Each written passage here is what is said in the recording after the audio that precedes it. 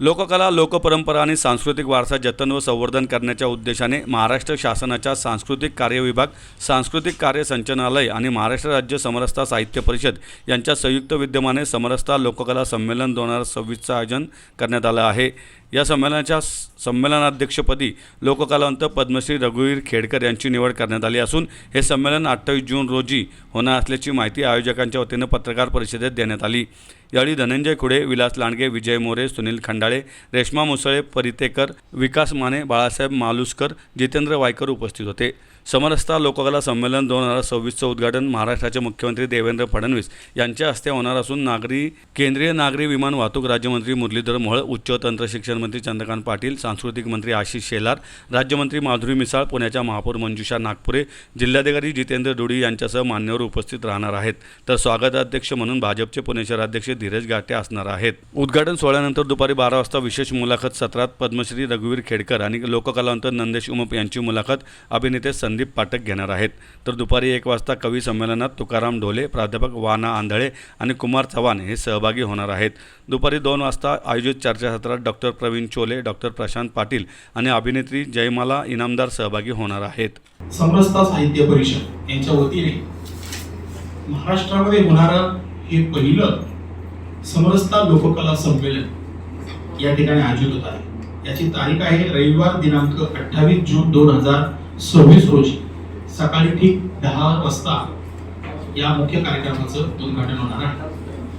ठिकाण आहे बालगंधर्व रंगमंदिर, शिवाजीनगर, पुणे। या कार्यक्रमाचं मुख्य उद्घाटन महाराष्ट्र राज्याचे लोकप्रिय मुख्यमंत्री माननीय देवेंद्रजी फडणवीस यांच्या शुभ हस्ते करण्याचा हा मानस आहे। त्याचबरोबर या कार्यक्रमामध्ये ज्यांच्या विभागाच्या माध्यमातून हा कार्यक्रम होतोय असे प्रमुख अतिथी, प्रमुख पाहुणे ॲडव्होकेट आशिषजी शेलार, सांस्कृतिक मंत्री महाराष्ट्र राज्य हे देखील या कार्यक्रमाला उपस्थित असणार आहे। आपल्या सर्वांना या कार्यक्रमासंदर्भात माहिती देताना मला आनंद होतो आहे, परंतु लोककला ही ग्रामीण भागातून जी आलेली आहे, ग्रामीण भागाशी जोडलेली आहे। या लोककलेला खऱ्या अर्थानं राज्य सरकारने कुठेतरी एक प्लॅटफॉर्म उभा करून या महाराष्ट्रातील सर्व लोककलाकारांना ही एक संधी उपलब्ध करून दिली आहे। या संधीचं सोनं आज संपूर्ण महाराष्ट्रातील लोककलावंत करणार आहे। जवळपास 1000-1500 लोकसंख्येने हे कलाकार या ठिकाणी उपस्थित राहणार आहे। ज्या संमेलनामध्ये आपण प्रथमच हे संमेलन आयोजित होत असताना या संमेलनाला नाट्य संमेलनासारखे स्वरूप आपण या ठिकाणी दिलेलं आहे। मुख्य म्हणजे या संमेलनाचं अध्यक्षपद ज्यांना आपण दिलेलं आहे असे पद्मश्री सन्मानित रघुवीरजी खेडकर, तमाशा लोककलावंत यांना नुकतंच आता 25 मेला भारत सरकारच्या वतीने पद्मश्री देण्यात आलेला आहे। त्याचबरोबर या संमेलनाचे स्वागताध्यक्ष धीरजजी गाठे, भारतीय जनता पार्टीचे जे शहराध्यक्ष आहेत यांना आपण या ठिकाणी या संमेलनाचा आपण स्वागत अध्यक्ष केलेला आहे।